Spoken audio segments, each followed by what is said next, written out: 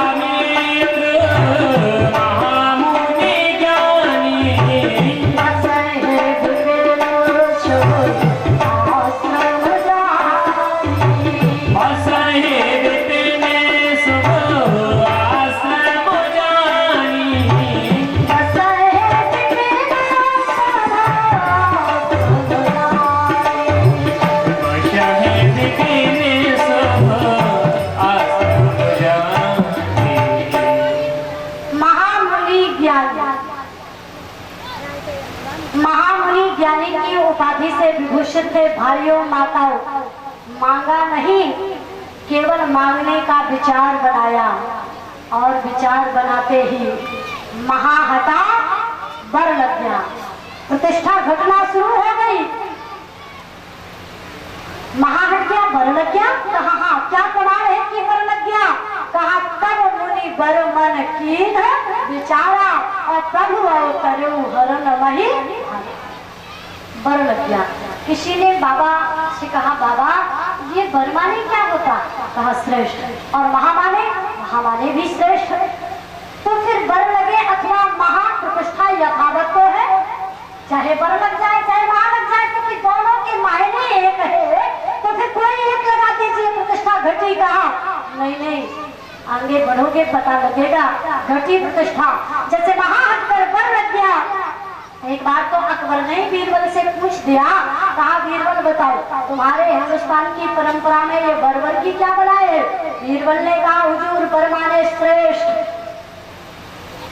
बड़े बड़े महापुरुषों के नाम के आगे बर शब्द का प्रयोग किया जाता है।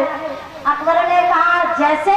बीरबल ने कहा हुजूर जैसे सिया बर, रमा बर, उमा बर, राधा बर आदि आदि। अकबर बोला झल्लाकर, बीरबल ऐसा तो अकबर। बीरबल हाथ जोड़ करके बोले हुजूर ऐसा तो गोबर। जब बड़ों की जगह एकत्रित करनी है तो किसी का भी नाम जोड़ते जाओ, ये कोई मतलब थोड़ी हुआ। फिर तो शब्द की हत्या ही हो जाएगी। बर माने श्रेष्ठ और महामाने श्रेष्ठ। महासमाप्त हो गया, बर लग गया तो प्रतिष्ठा यथावत है। किसी ने कहा बर लगा रहता तो प्रतिष्ठा यथावत रहती। आगे तो बर भी समाप्त हो गया। कब? कहा जब मांगने के लिए कदम बढ़ा दिया तब। अच्छा हाँ, कदम बढ़ाया तो बर भी समाप्त हो गया। हाँ, कहा अब ना महामुनि है ना मुनि बर है, अब तो केवल कोरे कोरे मुनि रह गए। कब? जब मांगने के लिए चल पड़े तब। जरा देखे मुनिया सोना जगरा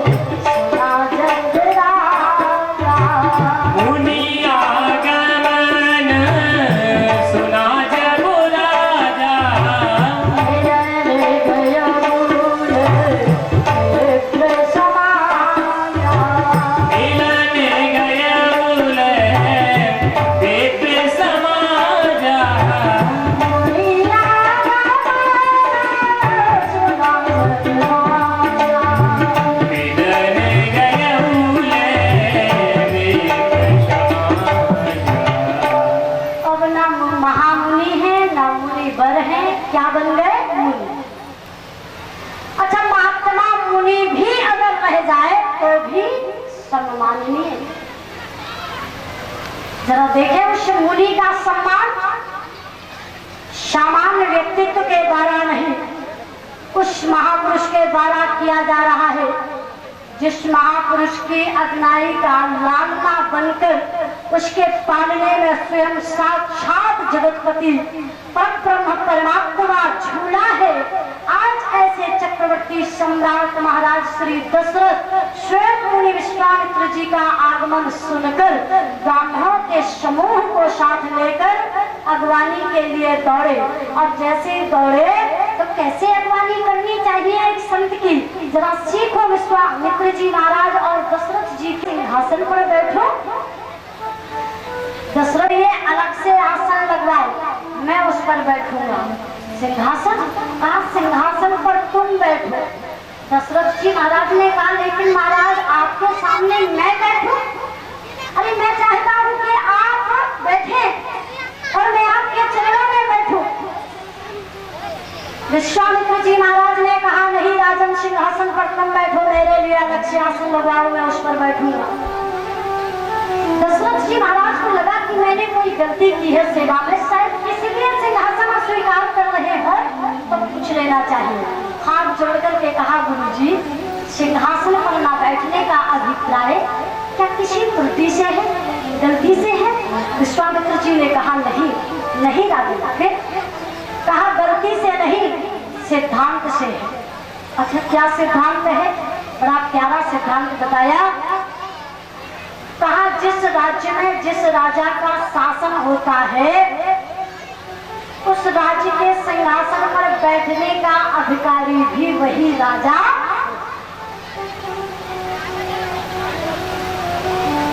वही राजा। अयोध्या राज्य पर तुम्हारा शासन है और ये अयोध्या राज्य का सिंहासन है, इसलिए इस सिंहासन पर तुम बैठो, मेरे लिए अलग से आसन लगवाओ, मैं उस पर बैठूंगा। दशरथ जी महाराज ने जैसे इतना सुना तो हाथ जोड़कर निवेदन कर दिया, गुरुजी एक प्रश्न का उत्तर मुझे मिल जाए तो मैं सिंहासन पर बैठ जाऊं और आपके लिए अलग से आसन लगवा दूं। विश्वामित्र जी बोले, बोलो राजन, क्या पूछना चाहते हो? दशरथ जी महाराज ने कहा, गुरुजी मैंने मान लिया कि जिस राज्य में जिस राजा का शासन होता है, उस राज्य के सिंहासन पर बैठने का अधिकारी भी वही राजा होता है। लेकिन गुरुजी अगर किसी राज्य में किसी राजा का शासन होता है तो उस राजा के ऊपर किसी का अनुशासन भी तो होता होगा। कहा, हाँ होता है ना। किसका? विश्वामित्र जी ने कहा, संत अथवा गुरु का। दशरथ जी नाच उठे। दशरथ जी ने कहा, मिल गया समाधान। क्या हुआ? कहा, ये अयोध्या राज्य का सिंहासन है और इस राज्य पर मेरा शासन है और मेरे ऊपर आपका अनुशासन है। तो जब सिंहासन के सामने शासन करने वाला, अनुशासन करने वाला दोनों ही एक साथ खड़े हो गुरुदेव, तो मेरी अकिंचित बुद्धि के अनुसार सिंहासन पर बैठने का अधिकारी शासन करने वाला नहीं बल्कि अनुशासन करने वाला होता है, अनुशासन करने वाला होता है। इसलिए महाराज मैं नहीं, आप विराजे। विश्वामित्र जी महाराज को बात भा गई। विश्वामित्र जी सिंहासनासीन हो गए। प्रमाण क्या है कि सिंहासन पर बैठे? तो गोस्वामी जी महाराज ने प्रमाण दिया। क्या कहा?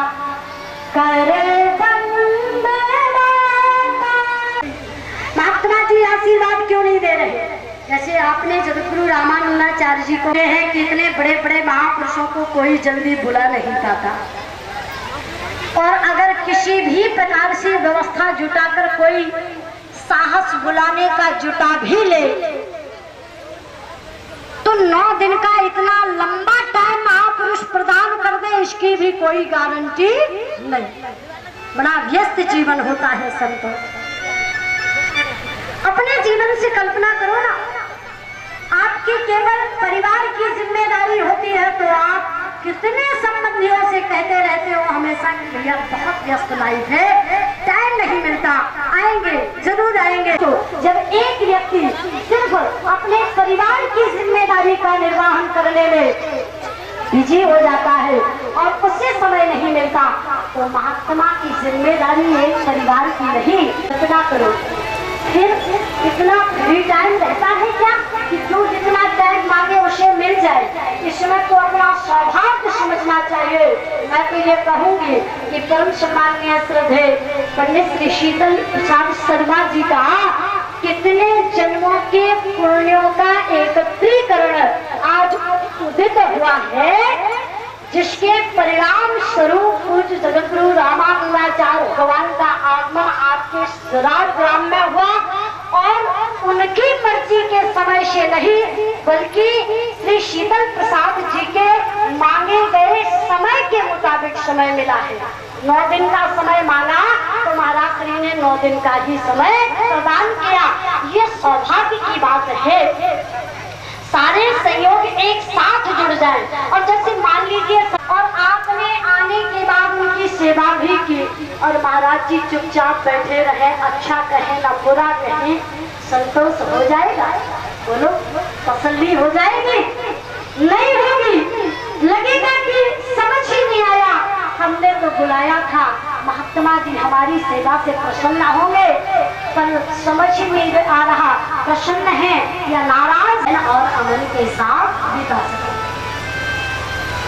वो कभी नहीं चाहता है कि हमें भगवान ही शंख चक्र गदा पद्म धारण करके दर्शन दे और हमारे ऊपर कृपा बरसाए। वो ये चाहता है कि अगर हमें भगवान के प्रतिनिधि संतों का ही दर्शन धारणा प्रत्येक जीव की होती है और फिर संत आशीर्वाद ना दे उलझन हो जाएगी। आज दशरथ जी महाराज ने प्रणाम किया, सेवा की, सम्मान किया, लेकिन इसके बाद भी कोई आशीर्वाद नहीं मिला। अब ध्यान लगाकर देखा कि गलती कहाँ की, तो ध्यान आया हाँ मैंने अपराध किया है, बिल्कुल अपराध किया है। क्या अपराध किया? कहा मेरे 4 बेटे हो गए और मैंने प्रणाम किया, अभी तक अपने बेटों को आदेश देकर नहीं बुलाया, बेटों से प्रणाम नहीं करवाया। अच्छा ईमानदारी से बताओ, ये गलती नहीं है? संत परिवार में पधारे और केवल मुखिया प्रणाम करने बात बन जाएगी? नहीं, परिवार के एक एक सदस्य को सम्मान करना चाहिए।